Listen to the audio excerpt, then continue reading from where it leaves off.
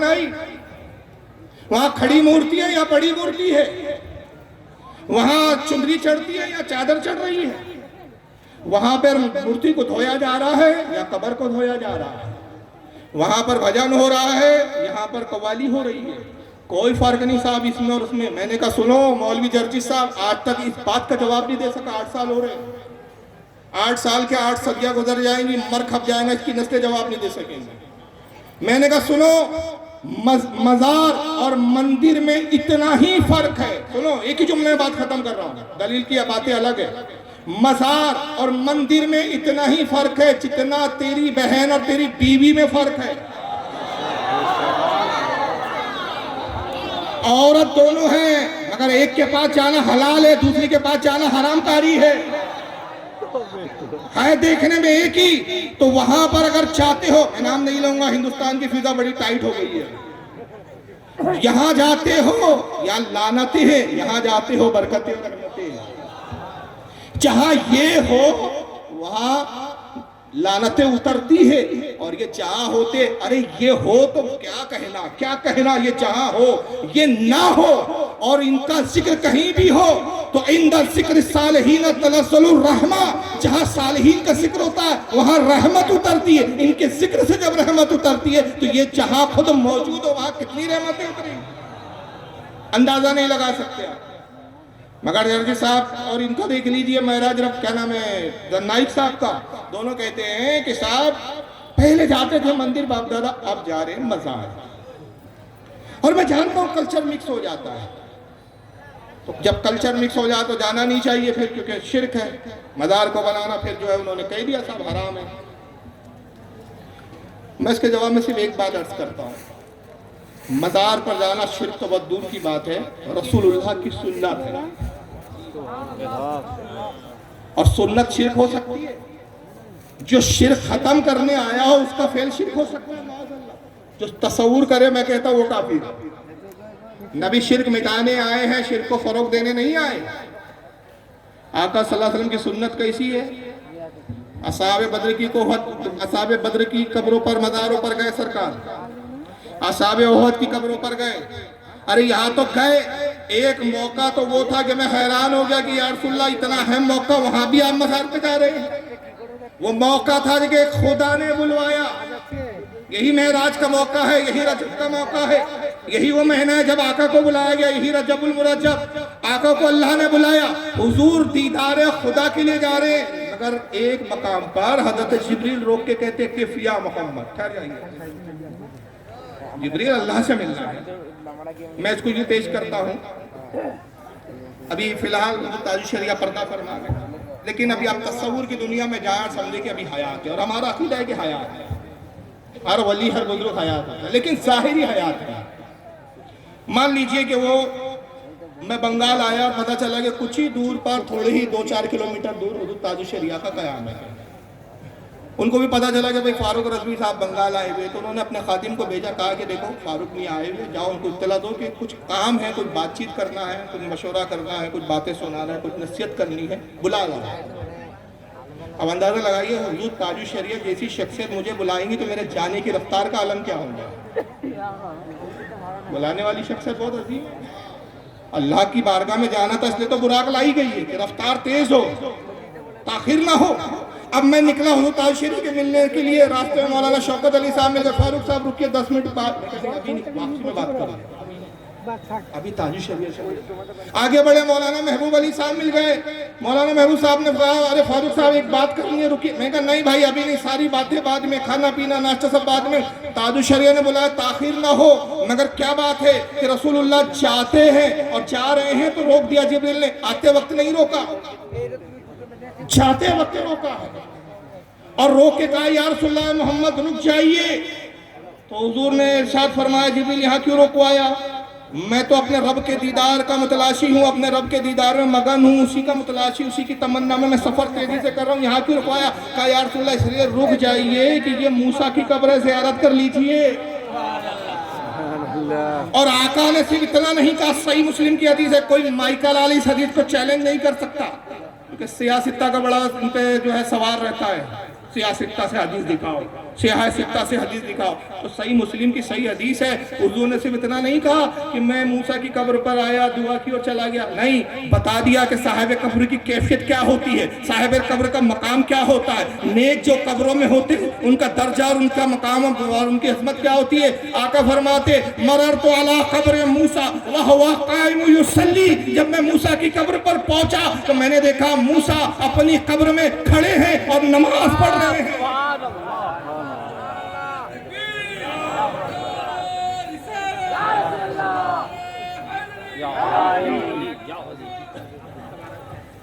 تو بتا دیا کہ صاحب قبر مردہ نہیں ہوتے, جو انہیں مردہ کہے ان کے عقیدے مردہ ہوا کرتے.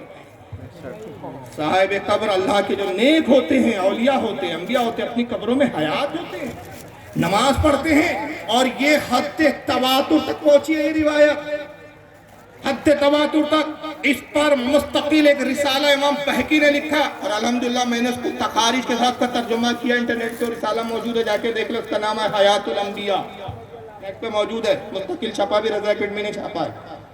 حیات الانبیاء میں حد تواتر تک روایت ہے کہ امام بہقی کہتے ہیں صرف رسول اللہ نہیں, صرف خاص موسیٰ کی بات نہیں ہے, ہر نبی کی شان یہ ہے کہ الانبیاء احیاء فی قبورہم یصلون, انبیاء اپنی قبروں میں زندہ ہوتے ہیں اور نماز پڑھتے ہیں. ہر نبی کی شان یہی ہے, اور اولیاء کی بھی شان یہ ہے.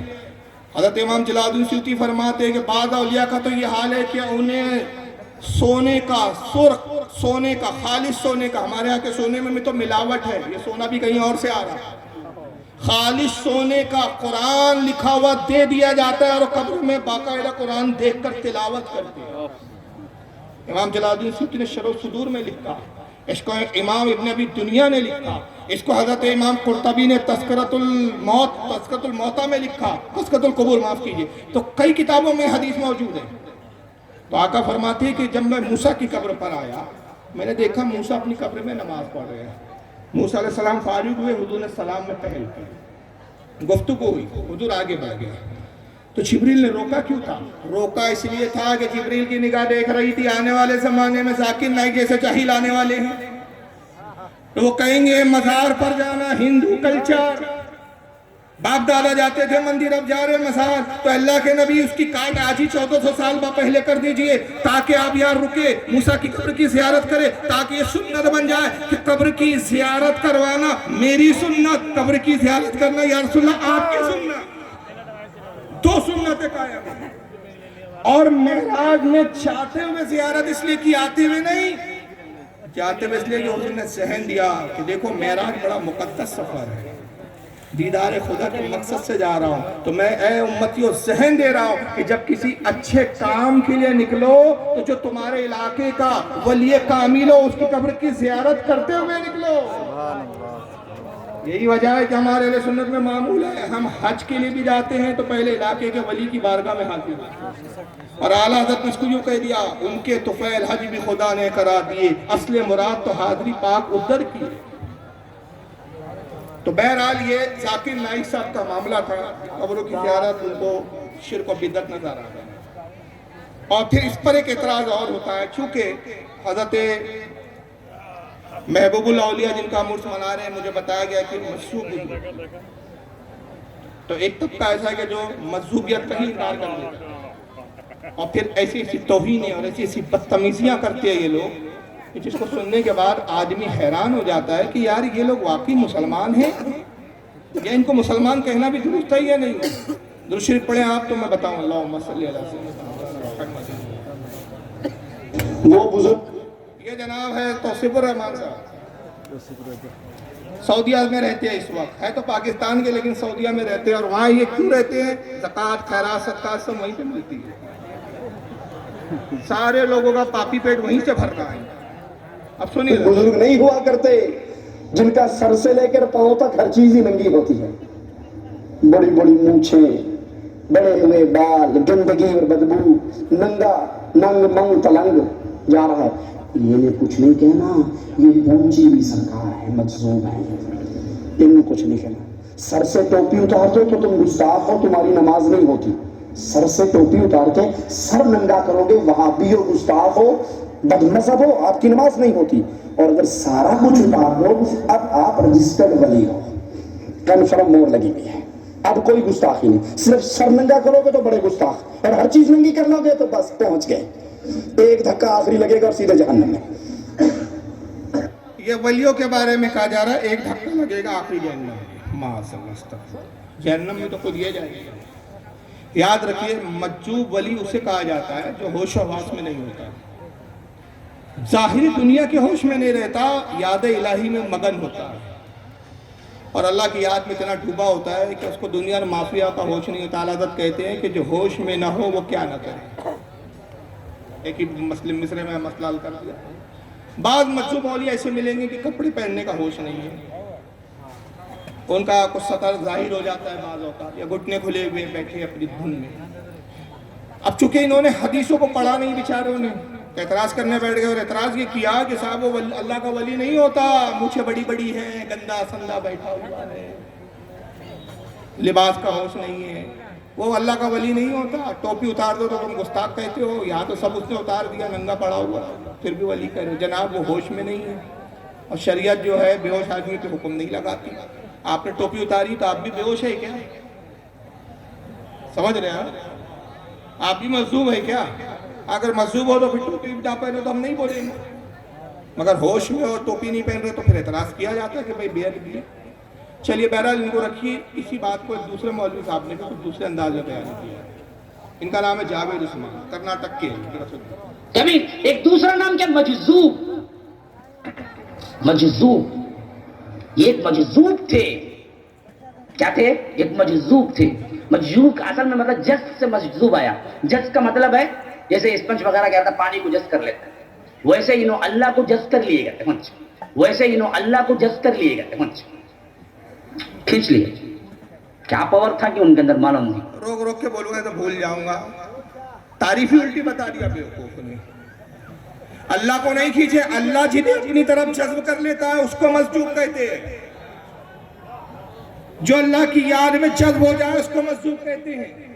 جو اللہ کی یاد میں ڈوب جائے اس کو مجذوب کہتے ہیں.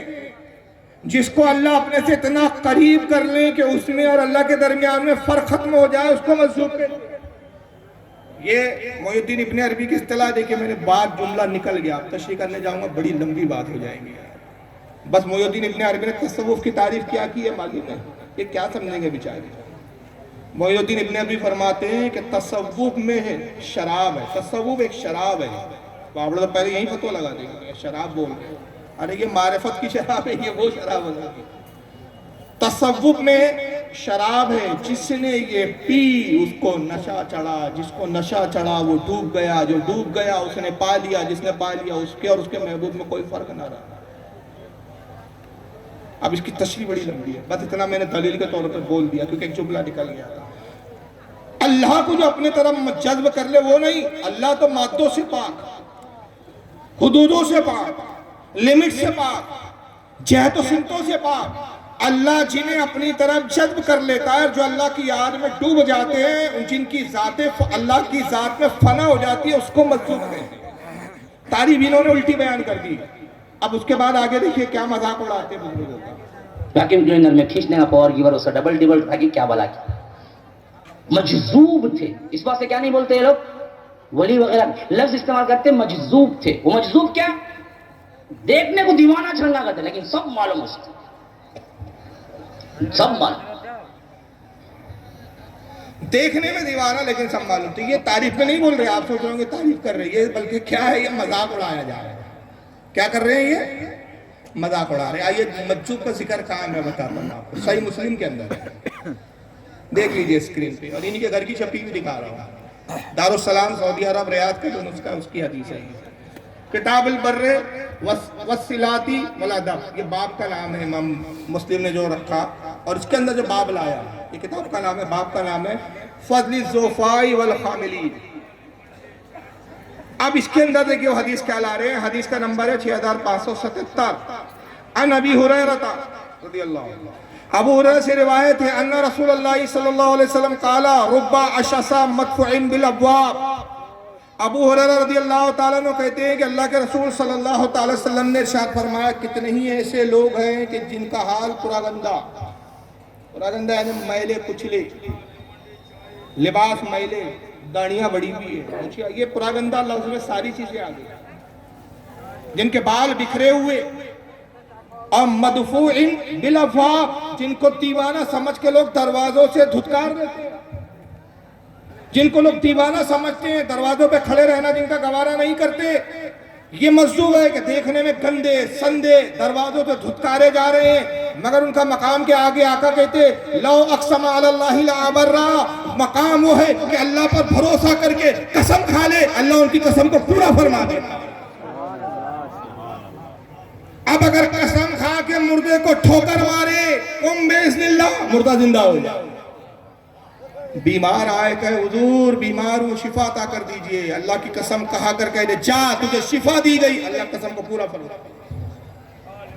یہ ہے مسلم کی حدیث. ان بیچاروں کو صحیح مسلم پڑھنے کی توفیق نہیں, حالانکہ یہ حدیث ترمذی میں بھی ہے, کتاب المناقب میں آئی ہے حدیث نمبر 3854. امام بزار نے بھی لکھا ہے اس کو, امام طحاوی نے بھی اس کو شرح مشکل الآثار میں لایا ہے, حکیم ترمذی نے نواز الرسول میں لایا ہے, امام ابن حبان نے اس کو اپنے صحیح میں لکھا ہے, امام طبرانی نے معجم الاوسط میں لکھا ہے, متعدد حوالے اس کے, مگر نام اہل حدیث. میں آصف بھائی سے معذرت کے ساتھ ایک جملہ کہوں گا کیونکہ حضرت کا مزاج مجھے معلوم ہے. ایک جلسے میں ہم تھے, میں نے وہاں کافی بہت شدت سے رد کیا, تو جلسے کے بعد مجھ سے کہہ رہے تھے فاروق بھائی آج تھوڑا انداز الگ تھا, اور آپ یار تھوڑے پڑھے لکھے ہو, میں LLB بھی کیا ہوں, لائر بھی ہوں, دنیا بھی تعلیم بھی ہے, دینی تعلیم بھی ہے, تو یار آج انداز کچھ اور تھا. تو اس لیے میں یہ جو جملہ بھی کہنے جا رہا ہوں معذرت کے ساتھ, کہ کوئی فائشہ عورت, پتہ نہیں یہ بنگال والے سمجھ رہے نہیں کہ جملہ, کوئی فائشہ عورت اپنا نام تقدس بانو رکھ دے, بس اس سے اچھی آدم میں نہیں بول سکتا. کوئی فائشہ عورت اپنا نام تقدس بانو رکھ لے, تو نام رکھنے سے وہ فائشہ تقدس بانو نہیں ہوتی. تو چند جاہل جن کی حدیثوں پہ نظر نہیں, اپنا نام اہل حدیث رکھ لے تو اہل حدیث نہیں بن جاتے. اہل حدیث بننے کے لیے حدیث کا جانکار بننا پڑتا ہے. ان بیچاروں کو یہ حدیث نہیں ملی. اور آئیے مجذوب کا ذرا مقام بھی دیکھیں. یہ تو دنیا کی حالات تھی, دروازوں سے دھتکارے گئے, بال بکھرے میں تھے, لوگ دیوانہ پاگل مجنون سمجھ رہے تھے, مگر آئیے ذرا ان کا ایک مقام کیا ہے. سنن ابن ماجہ, یہ بھی انہی بیچاروں کی آنکھ چھپی ہوئی ہے. مجھے لگتا ہے پیسے کمانے کے لیے چھاپتے بیچارے, پڑھتے نہیں. سنن ابن ماجہ کتاب الصحت اور حدیث نمبر 4115, باب من لا یباہ لہو, ترجمہ ہوتا جن کی لوگ پرواہ نہیں کرتے, جن کی پرواہ نہ کی جائے. حدیث نمبر 4115, عن معاذ بن جبل قال قال رسول اللہ صلی اللہ علیہ وسلم الا اخبرک عن ملوک الجنہ. معاذ بن جبل کہتے ہیں کہ رسول اللہ صحابہ کے درمیان بیٹھے اور صحابہ سے فرمایا, آقا نے, اے میرے صحابہ کی جماعت, کیا میں تمہیں جنت کے بادشاہوں کی خبر نہ دوں؟ جنت میں بادشاہت کن کی چل رہی ہے, کون جنت میں بادشاہ ہوں گے, کن کی مانی جائیں گی, کن کا حکم چلیں گا. الا اخبرک عن ملوک الجنہ, کیا میں تمہیں جنت کے بادشاہوں کی خبر نہ دوں؟ قلت بلی. صحابہ نے عرض کیا اللہ کے نبی ضرور جنت کے بادشاہوں کے بارے میں بتایا. قال رجل ضعیف, کہا جنت کے بادشاہ وہ ہوں گے کہ دنیا میں تم دیکھو ہوں گے تو ضعیف, کمزور, مستضعف, ناتوا ہڈیاں دکھ رہی ہیں, جسم کا پیٹ ٹھسا ہوا, ذو تمرین, لباس پھٹے پرانے بوسیدہ, لباس پرانے بوسیدہ, لا یباہ لہو, جن کی لوگ پرواہ نہیں کرتے, لوگ دیوانہ پاگل مجنون سمجھتے ہیں. لا اقسم علی اللہ لابرا, مگر مقام وہی ہے کہ اللہ پر اعتماد کر کے قسم کھا لے, اللہ ان کی قسم کو پورا فرما. یہ حدیث کا شاید یہ جملے پہ آپ نے توجہ نہیں دی, جنت کے بادشاہ. اس حدیث کو سمجھانے کے لیے بس ایک چھوٹا سا واقعہ بتاؤں گا. بغداد کا ماحول ہے, ہارون رشید خلیفہ وقت ہے, بیگم زبیدہ کے ساتھ سیر کے لیے نکلتے ہیں. وقت کا ایک دیوانہ مجذوب ریت کے ٹیلے پر بیٹھا ہوا ہے, ریت کی جھوپڑیاں بنا رہا ہے. دنیا بہلول دانا کہتی ہے, نام بہلول دانا, حرکتیں نادانوں کی طرح. لا یباہ لہو, لوگ پرواہ نہیں کرتے, شہر سے باہر. پوری حدیث کا جغرافیہ اسی میں آ گیا. ضعیفون, کمزور بھی نظر آتے ہیں, مستضعفون, ناتوا ہیں, ذو تمرین, لباس پھٹے پرانے بوسیدہ, لوگ پرواہ نہیں کرتے، بغداد سے باہر ریت کے ٹیلوں پہ بیٹھے ہیں اور وہ ریت کے تودوں کو جمع کر کے جھوپڑیاں بناتے ہیں، چھوٹے چھوٹے جھوپڑیاں بنا کے رکھے ہیں۔ زبیدہ نے دیکھا بگی میں سیر کر رہے ہیں، ہارون رشید سے کہتی ہے کہ بگی رکوا دیجئے، بگی رکی گئی، زبیدہ اترتی ہے، اس وقت کی ٹنٹناٹن سننی تھی زبیدہ۔ آنے کے بعد بزرگ کے قریب آئی، سلام کیا، السلام علیکم۔ وہ حضرت بزرگ جو تھے بہلول دانا اپنے کام میں مصروف ہے، بغیر سیر اٹھائے جواب دیا، وعلیکم السلام۔ ملکہ کہتی ہے حضور آپ کیا کر رہے ہیں؟ فرماتے ہیں کہ دیکھ نہیں رہی ہے جنت کے محل تعمیر کر رہے ہیں۔ تو زبیدہ خوش عقیدہ تھی، آج کا وہاں بھی ہوتا، کہتے دیکھو پاگل ہے یہ، مٹی کے تودے بنا رہا ہے زمین پر اور جنت کے محل بتا رہا ہے اس کو، لیکن وہ خوش عقیدہ سن نہیں تھی۔ کہنے لگی حضور جنت کا محل مجھے بھی عطا کر دیجیے۔ کہا زبیدہ فری میں نہیں دیں گے، اگر جنت کا محل چاہیے تو خریدنا پڑے گا۔ کہا حضور قیمت دینے کے لیے تیار ہوں، بتائیں کیا قیمت ہے؟ فرمایا 1 درہم، چاندی کا 1 سکہ۔ زبیدہ نے 1 روپے کا نکالا سکہ، حضرت بہلول دانا کی ہتھیلی پر رکھ دیا۔ بہلول دانا نے سکہ لیا اور وہ جو جھوپڑی ایک بنائی ہوئی تھی اس کو آگے کیسا کھچکا کے اس کو توڑ دیا اور کہا جا اے زبیدہ یہ محل جنت کا تیرا ہوا۔ بات ختم ہو گئی، محل پر لوٹ آئے۔ ہارون رشید زبیدہ سے کہتے ہیں کہ ملکہ ایک فقیر کو، ایک دیوانے کو 1 روپیہ دے کے ضائع کر دیا، کسی غریب مسکین کو دیتی کچھ کام آ جاتی، وہ روپے کی قدر کیا جانا ہے، کچھ دیر ہتھیلی پہ اچھالیں گا، کھیلیں گا، پھینک دیں گے۔ زبیدہ کہتی ہے امیر المومنین جانے دیجئے، ہمارے پاس تو اللہ نے اتنی دولت دی ہے، 1 روپے کی کیا ویلیو ہے۔ بات ختم ہو گئی، رات کا وقت آتا ہے، ہارون رشید اپنی خوابگاہ میں اپنے نیند کے کمرے میں سو رہے ہیں۔ رات میں خواب دیکھتے ہیں کہ جنت کا ایک ماحول ہے اور یہ جنت کی سیر کرتے کرتے آگے بڑھے، ایک محل کے قریب پہنچے، محل کے صدر دروازے پہ لکھا تھا قصر زبیدہ، زبیدہ کا محل۔ ساتھ میں کوئی 2 سپاہی کھڑے ہوئے پہرا دے رہے، گویا فرشتے ہیں، وہ پہرے دار ہیں۔ ہارون رشید قریب پہنچے اور کہا کہ بھئی یہ کیا ہماری بیگم زبیدہ جو ہماری دنیا میں بیگم تھی اسی کا محل ہے؟ کہا ہاں آپ نے صحیح پہچانا بادشاہ وقت، یہ آپ ہی کی بیگم زبیدہ کا محل ہے۔ کہا بھئی ہمیں اجازت دیجئے ہم اندر جائیں اپنی بیگم سے۔ انہوں نے کہا نہیں، وہ سب رشتے ناتے دنیا میں تھے، یہاں یہ مالک اس محل کی زبیدہ ہے، جب تک ہم ملکہ سے اجازت نہ لے لیں آپ محل میں داخل نہیں ہو سکتے، ٹھہرے ہم اجازت لے کر آتے۔ خلیفہ نے کہا ٹھیک ہے وہ بات کا معاملہ اجازت، مگر یہ تو بتاؤ کس عمل کی بنیاد پر میری بیگم کو یہ محل دیا گیا؟ کون سا عمل اللہ کی بارگاہ میں قبول ہوا؟ تو وہ فرشتے کہتے ہیں کہ امیر المومنین کسی عمل کی طرف رب تبارک و تعالیٰ نے توجہ نہیں فرمائی، بلکہ یہ تو وہ محل ہے جو بہلول دانا نے 1 روپے کے سکے میں زبیدہ کو عطا کیا۔ ہارون رشید کی نیند کھلی، ہڑبڑا گئے، رونے لگے، کہا کہ ہم تو ایک دیوانہ سمجھ رہے تھے، پاگل سمجھ رہے تھے، مگر یہ تو فردانہ نکلا، اللہ کا ولی نکلا۔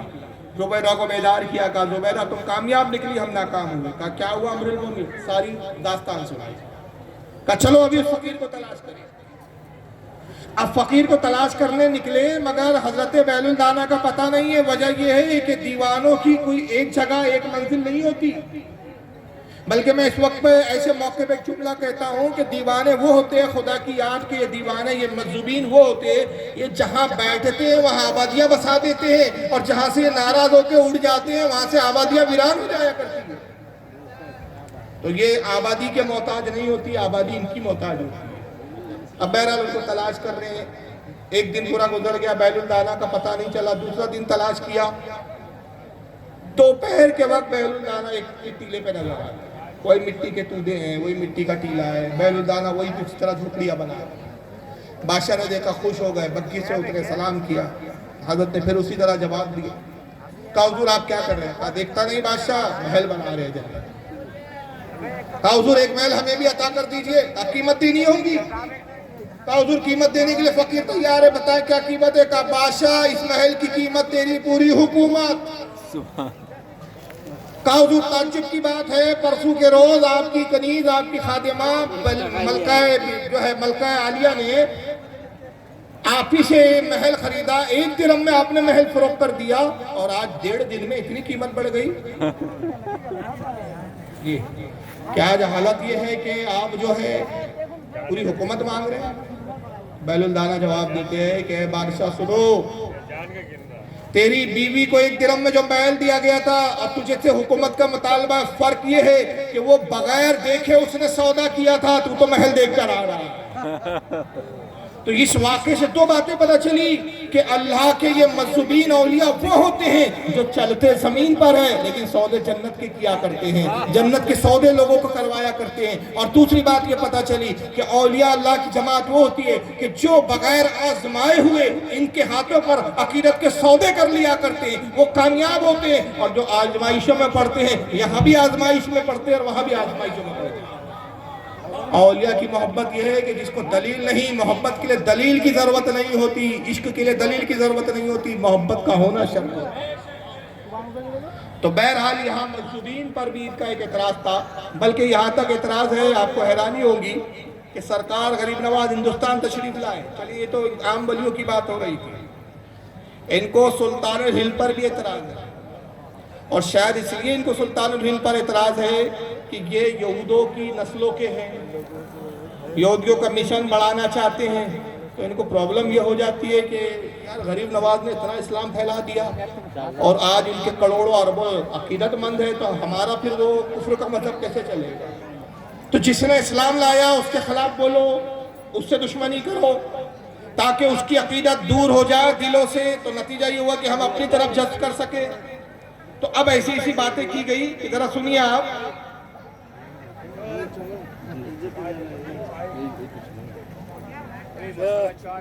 یہ ایک صاحب ہے جلال الدین جو سابق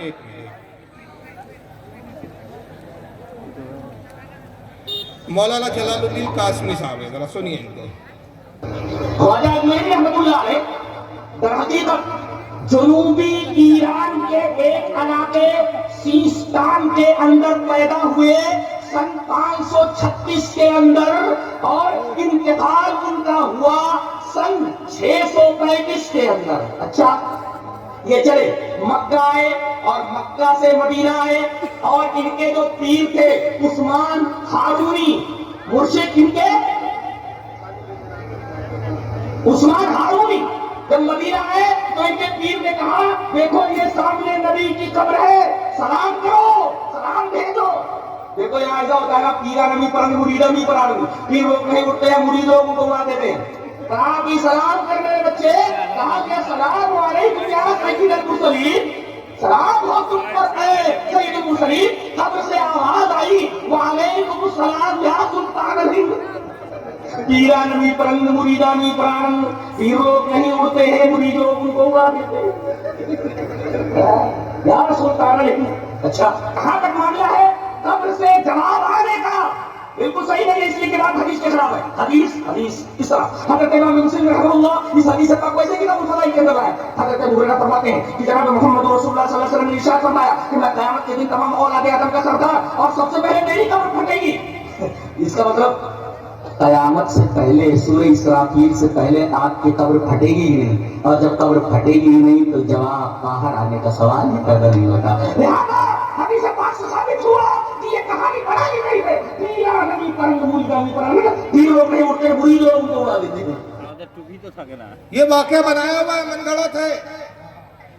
آپ اپنے نسل در نسل اپنے باپ داداؤں سے یہی سنتے آ رہے ہیں کہ سرکار غریب نواز روضہ رسول پر حاضر ہوئے، سلام کیا، رسول اللہ کا جواب آیا، حضور نے غریب نواز کو حکم دیا کہ جاؤ ہندوستان تبلیغ کرو۔ میں نے بھی ابھی یہی بیان کیا۔ یہ کہتے ہیں کہ واقعہ گڑا ہوا ہے، من گھڑت ہے۔ وجہ کیا ہے کہ حدیث رسول کے خلاف ہے، اور حدیث کیا پیش کی انہوں نے؟ وہی وہابی والا عقیدہ۔ وجہ یہ ہے کہ جن کو یہ مانتے ہیں نا اپنا بڑا، ابن تیمیہ، محمد ابن عبد الوہاب نجدی، ان سب کے عقیدے تھے کہ رسول اللہ مر کر مٹی میں مل چکے ہیں۔ بلکہ ابن تیمیہ نے تو معاذ اللہ کتاب الوسیلہ جو کتاب لکھی ہے اس میں یہ تک لکھا کہ حضور کی قبر پر جو یہ بعض صوفیہ دعویٰ کرتے ہیں کہ ہم گئے سلام کیا، قبر سے حضور کی آواز آئی، یہ جھوٹے صوفی ہوتے ہیں۔ بعض کہتے ہیں کہ قبر پھٹی، حضور قبر مبارک سے تشریف لائے، ملاقات کی، یہ جھوٹے من گھڑت قصے گڑھنے والے جھوٹے صوفی ہے۔ حضور اپنی قبر سے نہیں آ سکتے، حضور کی قبر سے آواز نہیں آ سکتی، بلکہ وہ شیطان ہوتا ہے جو حضور کی آواز میں جواب دیتا ہے۔ یہ کتاب موجود ہے میرے پاس۔ جب ان کے بڑے نے یہ عقیدہ بیایا تو اس عقیدے کو نبھانے کے لیے چھوٹے بھی چل پڑے، تو پوری تاریخ کا انکار کر دیا کہ غریب نواز کو نہ کوئی قبر سے آواز آئی، جواب کی۔ نہ تبلیغ کا حکم ہوا، کہانی بنائی بھی ہے، بلکہ معاملہ کیا ہے، فارسی کا ایک مقولہ اور ایک انہوں نے جملہ پڑھ لیا کہ پیر لوگ نہیں اڑتے، مرید لوگ ان کو اڑا دیتے۔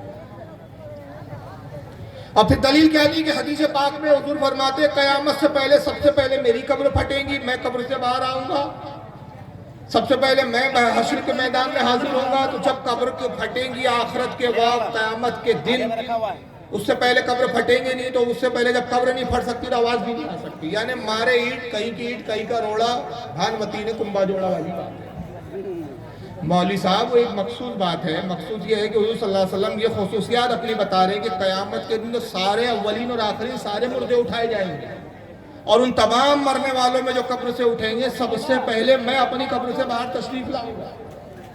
اس سے یہ کہیں اس حدیث سے یہ ثابت ہی نہیں ہوتا ہے کہ اس سے پہلے حضور قبر سے نہیں آ سکتے یا حضور کی آواز قبر سے باہر نہیں آ سکتی، یہ نہیں ثابت ہوتا۔ بس ایک روایت میں چلاؤں گا، روایت بہت ساری ہے لیکن وقت نہیں ہے۔ روایت کیا ہے؟ روایت یہ ہے حضرت علی رضی اللہ تعالیٰ نے اس حدیث کے راوی ہے۔ راوی کون ہے؟ مولا کائنات۔ اور حضرت علی کہتے کہ جب حضرت ابو بکر صدیق کے وصال کا وقت آیا تو ابو بکر صدیق نے مجھے بلایا اور کہا کہ علی میری وصیت یہ ہے کہ جب میرا انتقال ہو جائے تو غسل دیا جائے، کفن پہنایا جائے، اور میری خواہش ہے کہ رسول اللہ کے روضے میں مجھے دفن کیا جائے، مگر حضور صلی اللہ علیہ وسلم سے اس کے لیے اجازت طلب کر لینا، اگر اجازت ملے تو دفن کرنا، اجازت نہ ملے تو دفن مت کرنا۔ حضرت علی فرماتے ہم نے وصیت کے مطابق ویسا ہی عمل کیا، غسل دیا، نماز جنازہ پڑھائی گئی، اور اس کے بعد ہم جنازہ لائے۔ حضرت علی کہتے میں وہ پہلا فرد تھا جو سب سے آگے آیا، حضور کا روضہ رسول کا دروازہ بند تھا، اور آنے کے بعد میں نے رسول اللہ کی بارگاہ میں عرض کیا، قلت یا رسول اللہ صلی اللہ علیہ وسلم ھذا ابو بکر مستعظم، کہا کہ یا رسول اللہ یہ ابو بکر صدیق ہے، آپ کے رفیق غار ہے، اور آپ کی قبر پاک کے پہلو میں، آپ کے پہلو میں دفن ہونے کی اجازت چاہتے ہیں۔ مولا کائنات فرماتے فرأیت الباب قد تفتحا، خدا کی قسم میں نے اپنی آنکھوں سے دیکھا کہ روضہ رسول کا دروازہ خود بخود کھل گیا، اور ابھی صرف دروازہ نہیں کھلا، وَسَمِعْتُ یقول، اور میں نے یہ سنا کہ آقا کی آواز آئی، آقا ارشاد فرما رہے تھے ادخل الحبیب الی حبیبہ، حبیب کو حبیب سے ملا دو۔ یہ حدیث نہیں ملی ان بیچاروں کو، حالانکہ اس کو امام فخر الدین رازی نے تفسیر کبیر میں لکھا ہے۔